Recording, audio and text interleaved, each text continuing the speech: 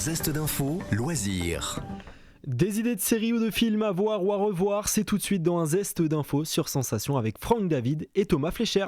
Aujourd'hui, on va parler d'une des meilleures séries pour moi de ces 10 dernières années, qui est diffusée sur Canal et qui vient d'être achetée aux États-Unis par HBO. Cette série, c'est Gomorrah. Et Gomorrah, ce n'est pas qu'une série. Non, effectivement, au départ, c'est un roman écrit par Roberto Saviano, et par la suite, ça sera un film.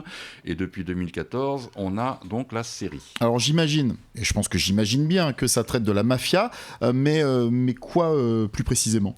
Alors, en fait, la série traite essentiellement de la mafia napolitaine, la Camorra.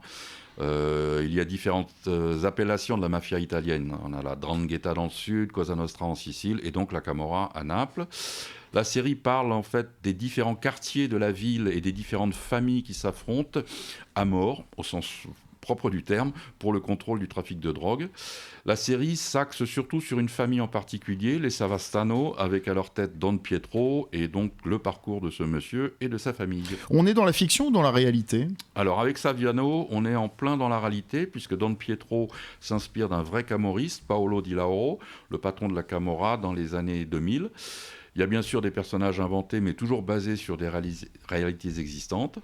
On suit ainsi le parcours d'un jeune soldat du clan qui s'appelle Ciro Di Marzio, qui va gravir les échelons pour devenir un boss à son tour. Et j'ai une question, donc le titre Gomorrah, pourquoi ?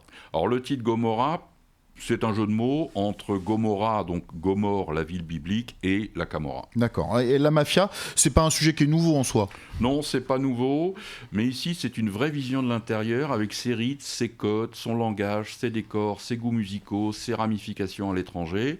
Et cette série, c'est surtout un paradoxe sur pellicule, en ce sens que l'on suit et donc d'une manière que l'on s'attache à des personnages qui n'ont qu'un seul objectif, le pouvoir. Et pour l'atteindre, ils sont prêts à tout, à savoir tuer père, mère, femme, enfant, oncle, belle-sœur, tout ce qu'on veut, et au sens propre du terme. Donc j'imagine que ça défouraille, que c'est violent.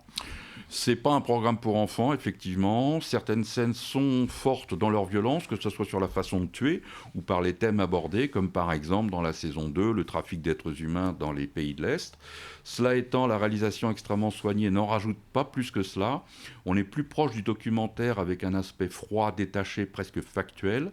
Puis il y a la bande-son, surtout d'un groupe qui s'appelle Mocadélique, alors je ne sais pas si je prononce bien, qui accompagne la série depuis le début, et ce sont des morceaux franchement très envoûtants. Série depuis le début, donc c'est 2014. Combien de saisons depuis 2014 ? Alors actuellement on en est à la 4e saison, on attend la 5e, mais tout dépend de la Covid pour le tournage. Entre-temps, on a également un long métrage qui a été tourné, qui s'appelle L'Immortel, et qui est lui centré spécifiquement sur le parcours de Ciro Di Marzio. Et donc en attendant la nouvelle et dernière saison, on peut se procurer les 4 premières en coffret DVD. Et on termine avec des anecdotes comme tu les aimes. Alors la première n'en est pas vraiment une, mais c'est à souligner, c'est que depuis la sortie du roman, Roberto Saviano vit sous protection policière 24 heures sur 24. Pour ceux qui connaissent la série ou vont la regarder, les personnages ont tous des surnoms. Ça, c'est pour ne pas se faire identifier par la police. Un des surnoms était envisagé était Maradona, qui avait joué dans l'équipe de foot de Naples. Devant les menaces de procès, la production a décidé de modifier le surnom, et les scènes déjà tournées avec ce surnom ont dû être post-synchronisées avec un nouveau surnom. Et pour en savoir plus, vous pouvez retrouver cette interview sur notre site et notre application Radio Sensation.